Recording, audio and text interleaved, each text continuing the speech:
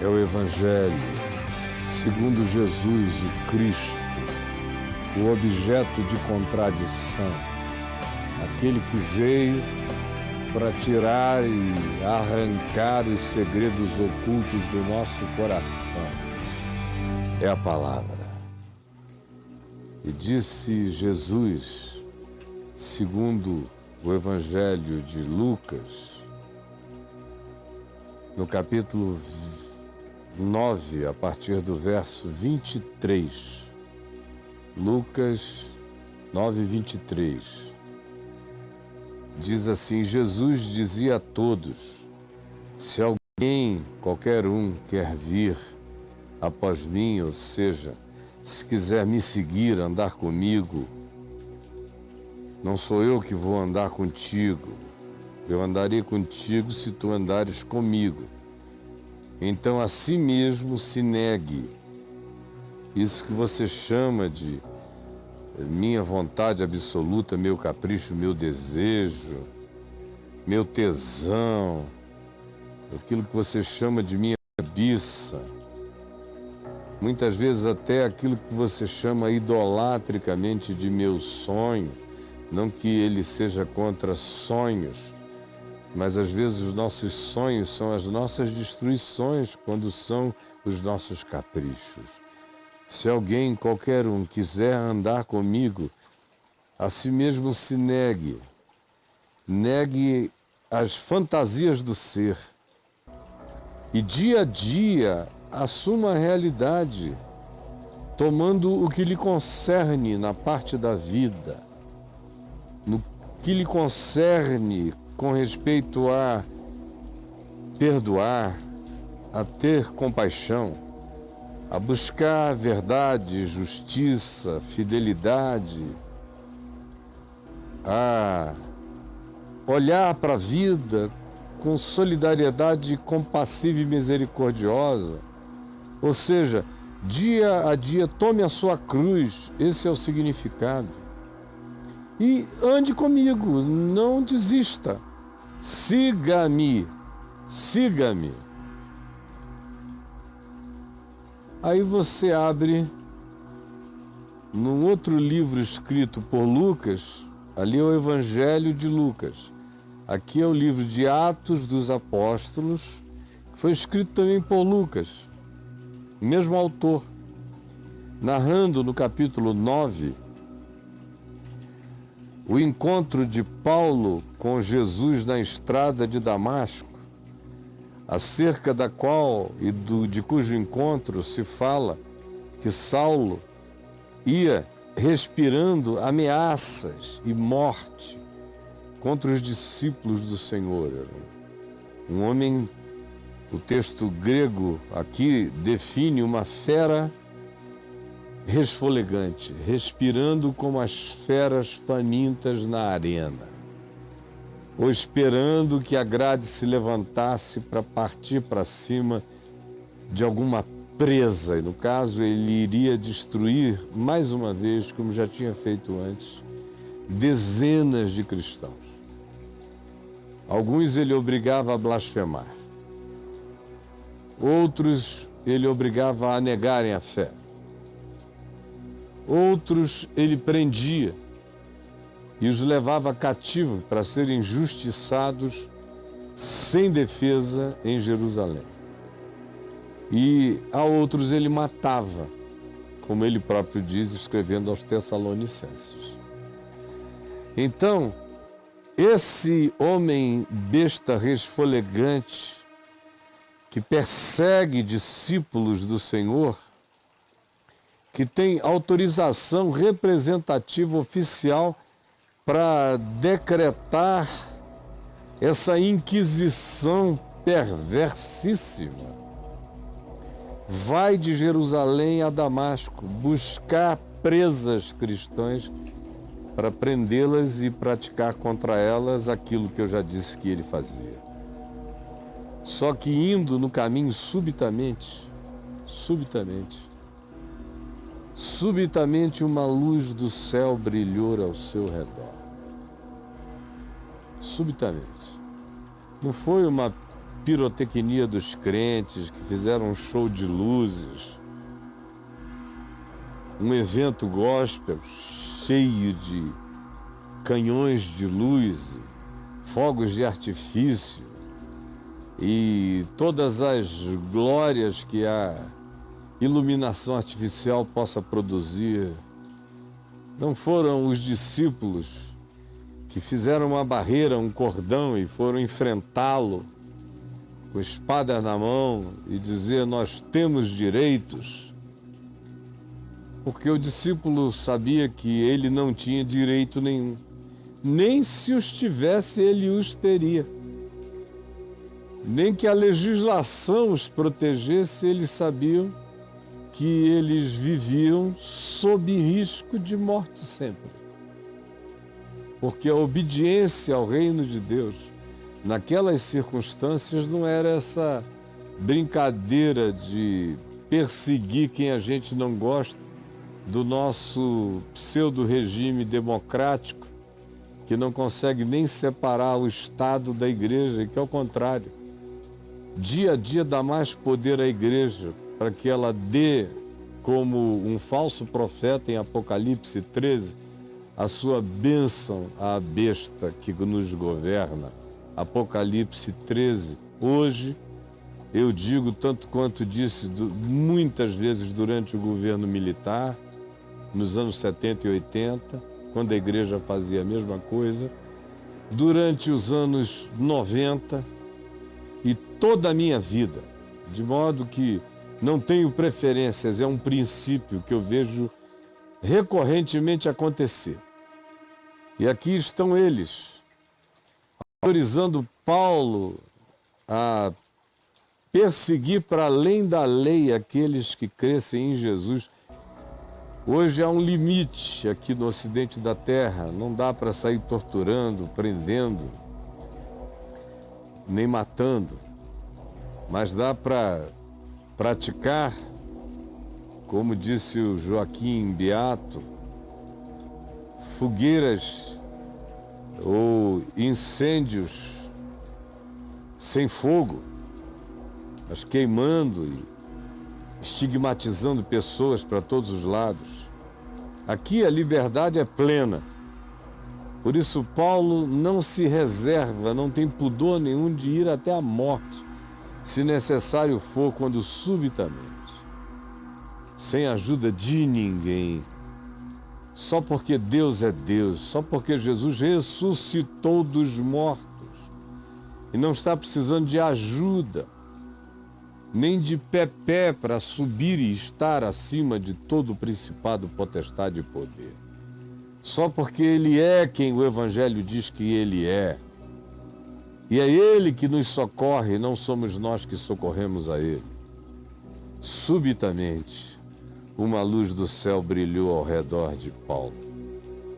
E ele, caindo por terra, ouviu uma voz que lhe dizia, não era uma transmissão, era uma voz explodindo nele: Saulo, Saulo, por que me persegues? E ele perguntou: quem és tu, Senhor? E a resposta foi: eu sou Jesus. Eu falo por mim mesmo, a quem tu persegues. E hoje em dia não se crê mais nesse Jesus que fala por si mesmo. Não se crê. Se Jesus de fato está morto, está acabado, está liquidado, depois de 2000 anos, então ficou esquálido. Aliás, depois do quarto século, praticamente não se creu mais nessa soberania de Jesus de falar por si mesmo.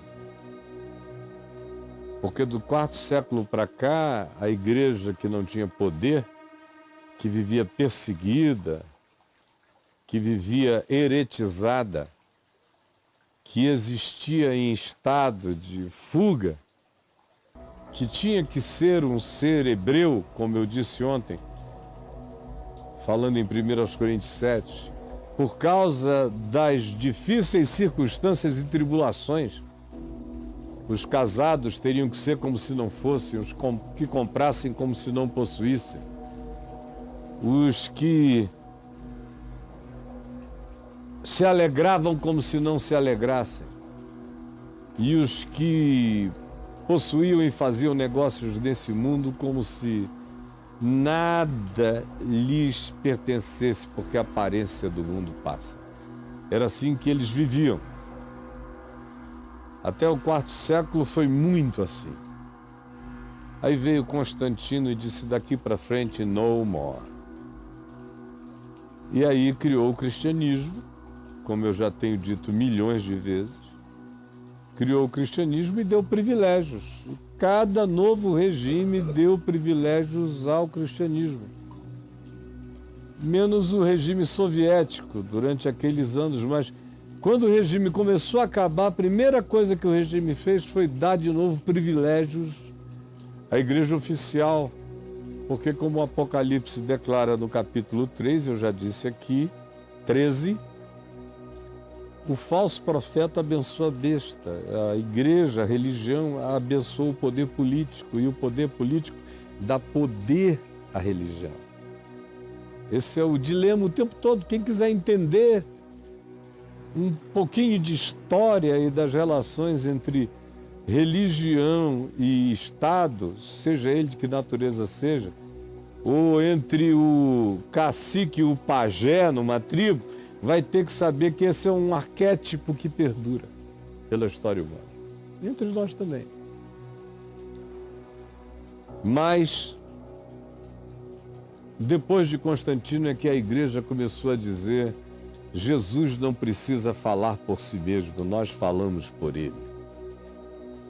Nós falamos por ele. Primeiro era o imperador, depois era o monarca local, depois era um principado germânico, francês, depois era a monarquia inglesa, depois, fosse qual fosse o sistema, o regime que se instaurasse, se criaria uma teologia para justificar a relação da igreja com o Estado, do Estado com a igreja, do falso profeta com a besta maior, da besta que emerge do mar com a besta que emerge da terra, o falso profeta, a religião. Apocalipse 13 pela terceira vez. Aí vem a democracia. Aí a democracia valida a escolha, Vox Populi não é mais Vox Dei. Quer dizer, Vox Populi passa a ser Vox Dei. O que se deixou para trás foi a voz de Deus, não é a voz do rei. A voz do rei não é mais a voz de Deus. E aí, com a democracia, se institui a vontade do povo é a vontade de Deus. Mas a perspectiva republicana separa poderes. Então, faz o que Jesus disse que deveria ser feito quando perguntaram a ele apresentando uma moeda. Devemos ou não devemos pagar tributo a César? Ele perguntou: de quem é essa cara aqui na moeda? E eles disseram: de César. Ele disse: então dai para o dono da cara o que é dele, e dai a Deus o que é de Deus. E separou, na essência, Estado do que quer que seja divino e transcendente. Agora, como a igreja não é mais divina, não é uma instituição divina de composição humana, passou a ser apenas uma instituição humana, de acordos com qualquer que seja a forma de poder terreno, e se separou da soberania de Deus, então tanto faz, a República pode separar. O Estado passa a ser o Estado, a Igreja é a Igreja. Não tem mais que haver essa mistura. Mas a democracia gera essa união outra vez, porque interessa ao Estado ou ao regime por ele representado que o maior número de pessoas escolham aquele governo. Aí, por isso, mesmo que a Constituição separe a Igreja do Estado, na República, todavia, O Estado precisa dos votos da igreja, ou do poder da igreja. E a igreja, na democracia, quer o benefício do Estado. Então não adianta o que a Constituição diz. O sistema político determina esse recasamento entre as duas bestas do Apocalipse, no capítulo 13.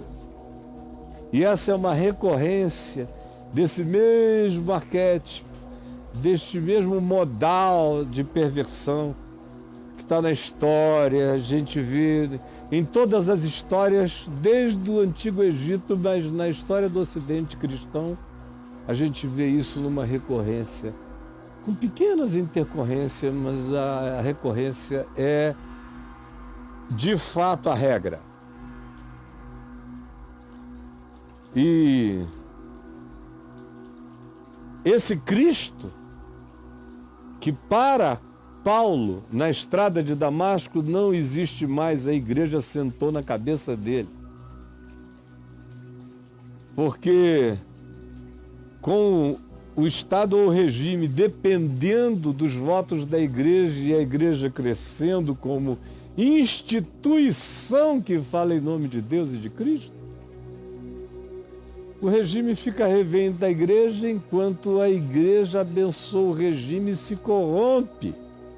Porque o regime detém e determina o conteúdo a ser seguido.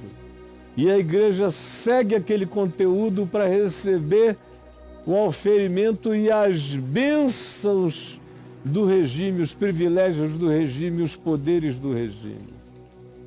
E aí, essas bestas se retroalimentam e a história fica bem na nossa cara há 1.700 anos, mostrando a mesma recorrência, mas cada nova geração nasce cega e não crê no Jesus que fala por si mesmo. Não crê. São os crentes que falam por Jesus, fazem pressão nos governos, nas autoridades, enquanto Jesus se nega a participar e diz: o meu reino não é deste mundo. Enquanto Jesus nunca pediu a ajuda de ninguém para defendê-lo. Ele diz: eu estarei convosco. Ele não diz: por favor, estejais comigo. Estarei convosco todos os dias. O poder que vocês vão usar é o meu, é o poder do Espírito Santo. Não é poder político. É o poder do Espírito Santo. É o poder de sinais, prodígios, maravilhas, graça. Não é o poder do dinheiro, é o poder do amor, da compaixão, da misericórdia. É o meu poder. Que não fiz conchavo com ninguém, é o meu poder. É o Jesus que fala, é o Jesus que diz: se alguém quiser vir após mim, negue-se a si mesmo, tome a sua cruz e siga-me. É o mesmo que encontra Paulo na estrada de Damasco e diz: por que me persegues? Luz do céu, cenário humano nenhum, crente nenhum nas redondezas. Paulo é a sua comitiva, e a luz e a voz. E a luz e a voz. Por que tu me persegues?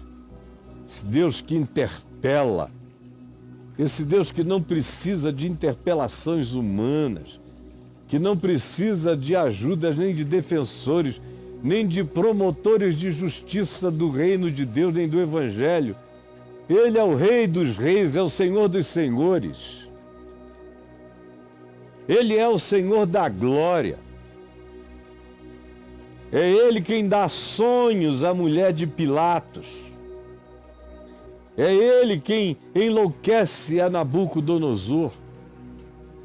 É Ele quem ordena a Ciro que faça o que estava escrito a seu respeito 100 anos antes de ele nascer. Em Isaías, no capítulo 45.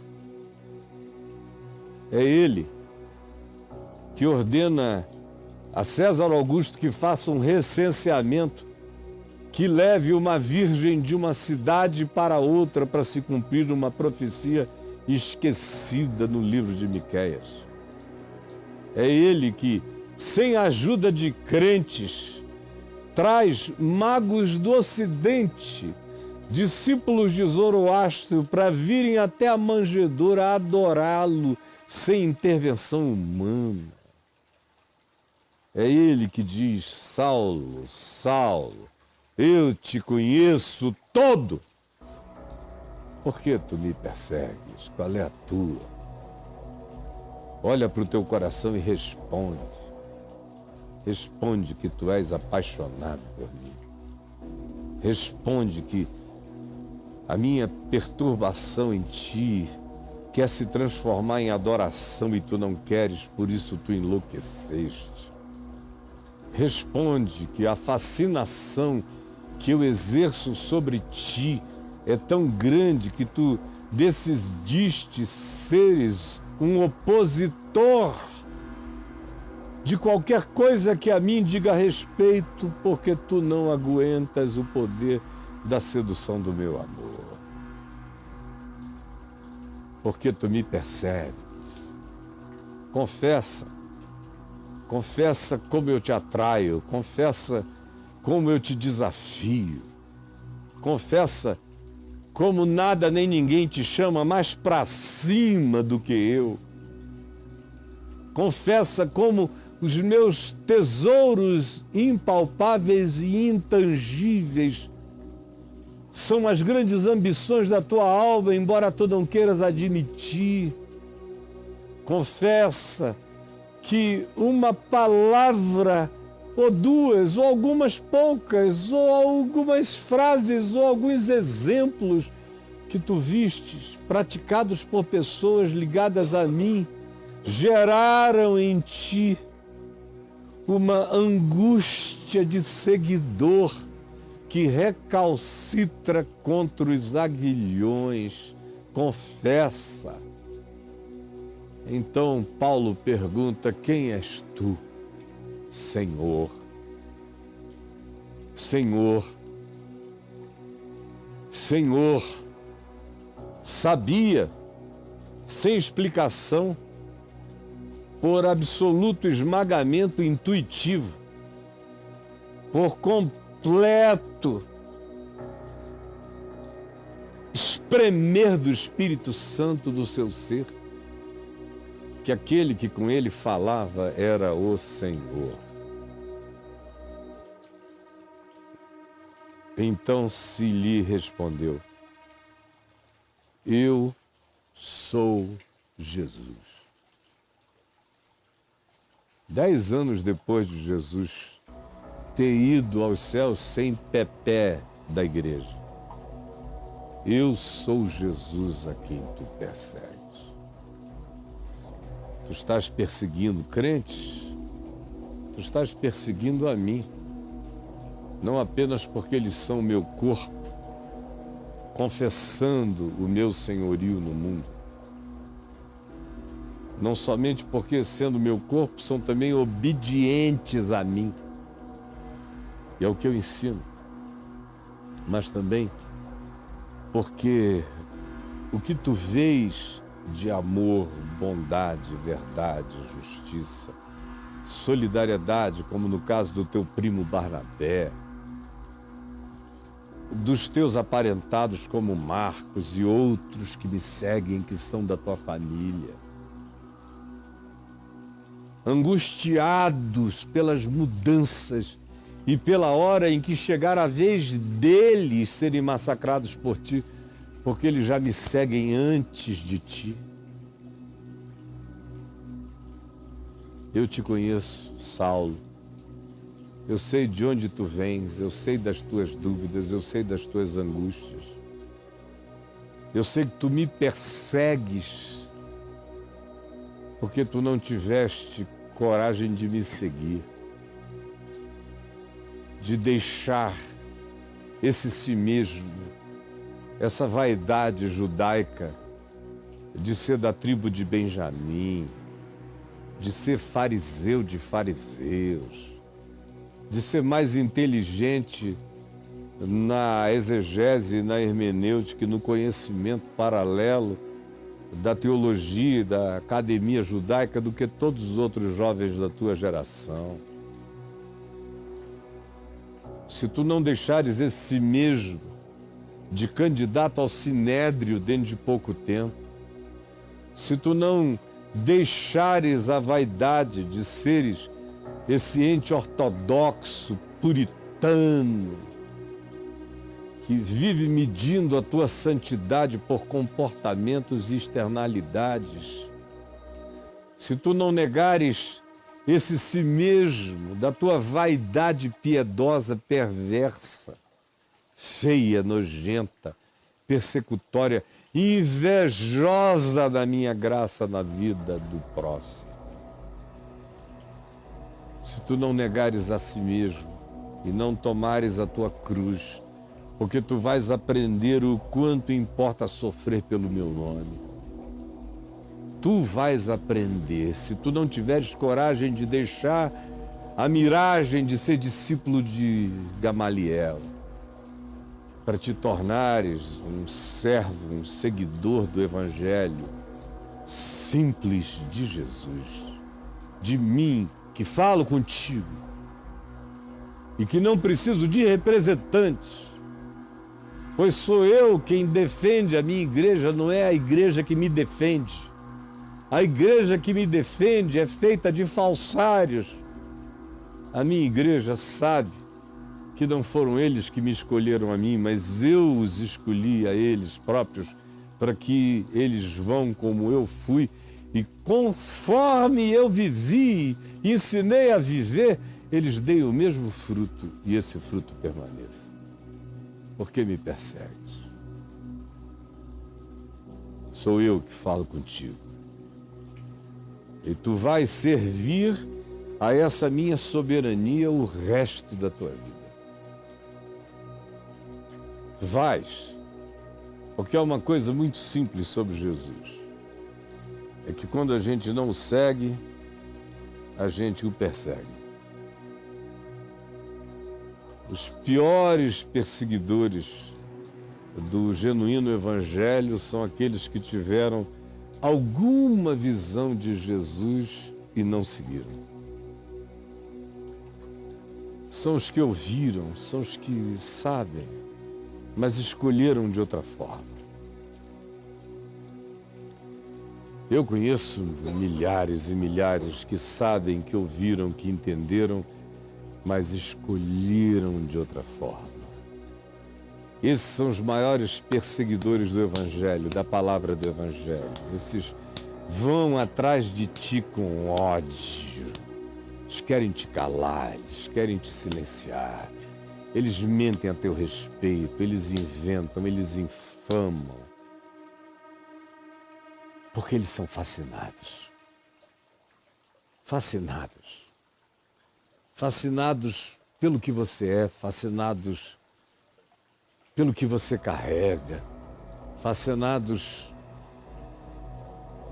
pela alegria da tua fé, fascinados pela irrecuabilidade das tuas resiliências do Evangelho, fascinados pela tua sabedoria, pela tua inteligência, fascinados pelo poder da ressurreição em ti.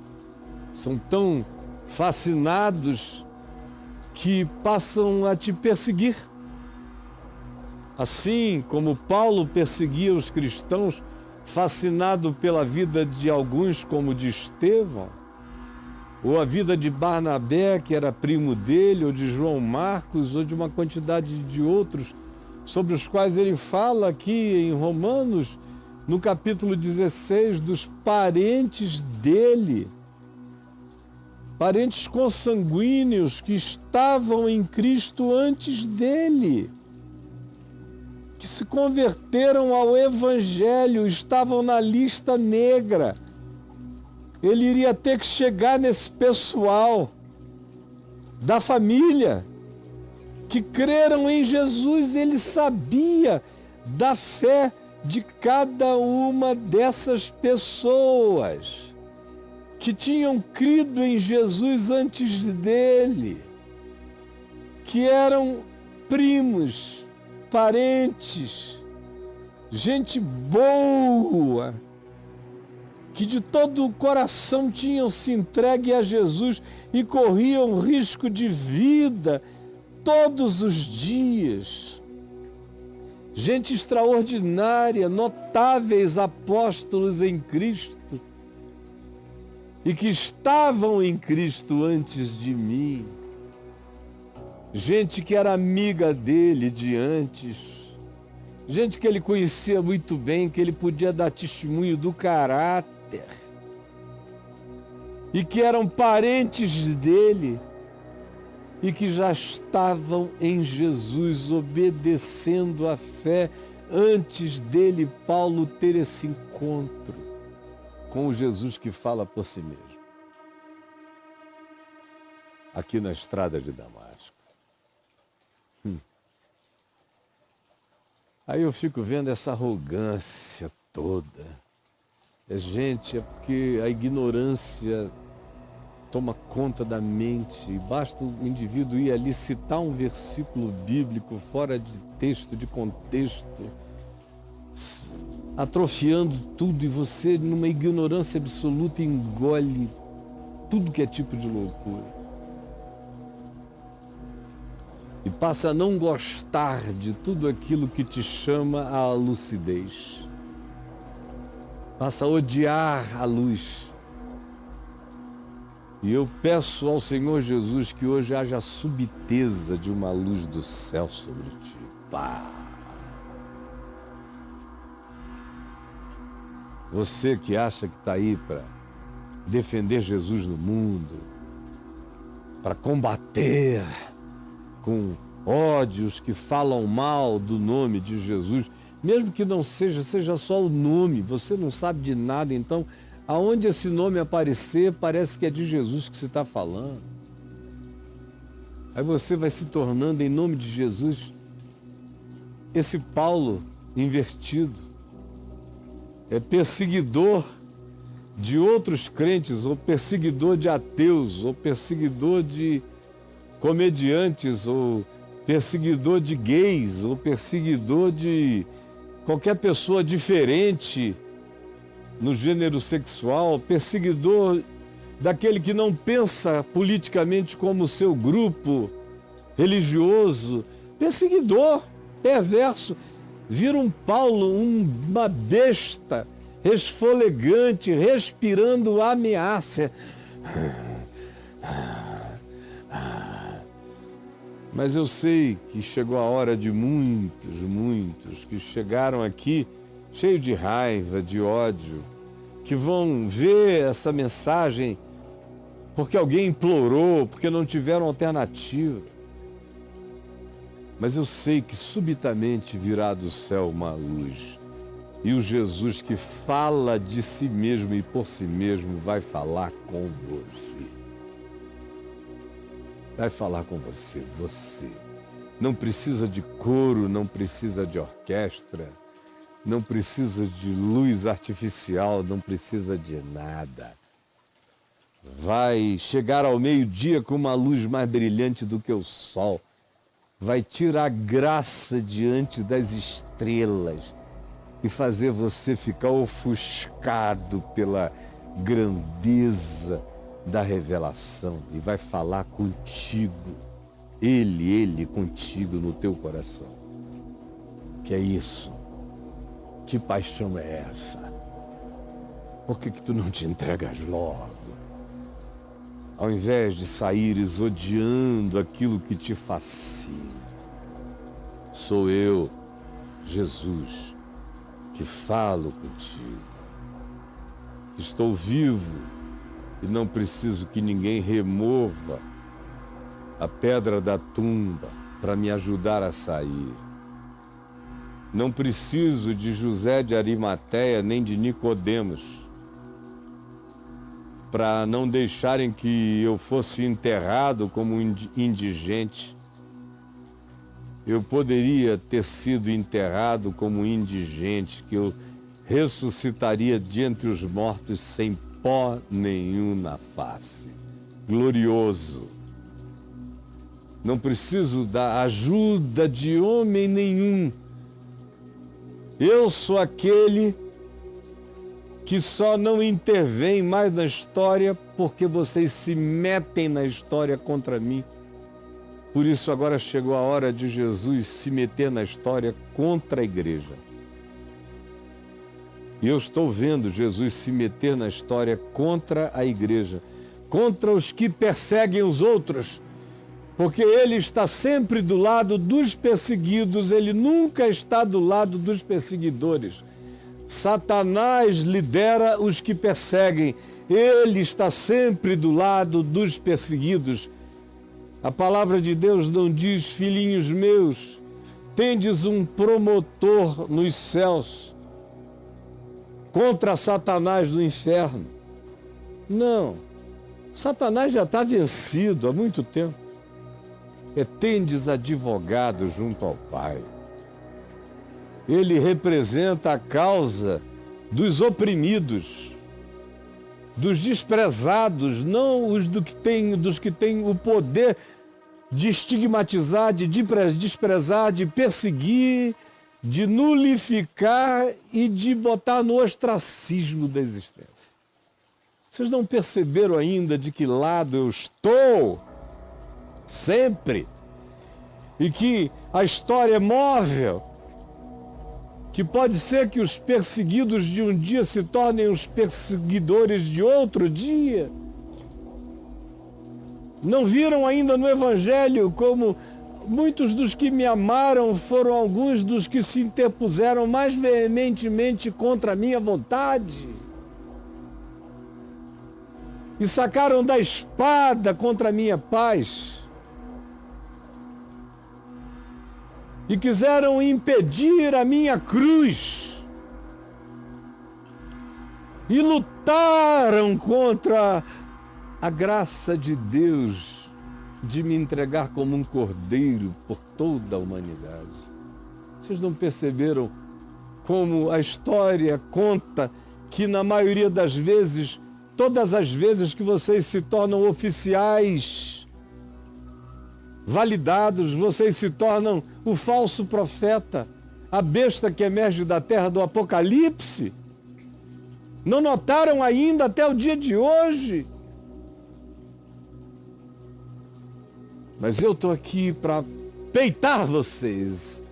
É o que se verá cada vez mais, é Jesus peitando aquilo que se auto-intitula de igreja e existe contra o amor de Deus, contra o Evangelho, contra a compaixão, contra a misericórdia, contra o acolhimento, contra o poder do amor, que é o maior poder do mundo, é o único que transforma mente e coração. Quem quer que se coloque neste lugar anti-amor e graça, se torna Satanás, ainda que venha vestido com mitras sacerdotais. Vocês não conseguem entender isso? Que quem não segue, inevitavelmente persegue? E tanto mais quanto tenha sabido o que é seguir, mais veementemente persecutório se tornará? Senhor Jesus, ilumina mente e coração, subitamente com essa luz da tua soberania, porque tu falas por ti mesmo e não precisas que ninguém te defenda no mundo. Teu Espírito fala. Tu não precisas de séquitos auxiliares. Tu vens do nada, sozinho, ao meio-dia, paras qualquer parada, aonde quer que tu queiras, não importe a quantidade de marchantes. Tu tens o poder de parar qualquer parada. Tu falas por ti mesmo. Ruges por ti mesmo a tua palavra. E eu te peço nesses dias invertidos que tu rujas a tua palavra sobre esses segmentos religiosos, político-religiosos, interesseiros, perversos e vendidos, para que eles temam e tremam. Realiza a tua obra, solta os teus anjos sobre o império da mentira. É o que eu te peço, em nome de Jesus. Amém.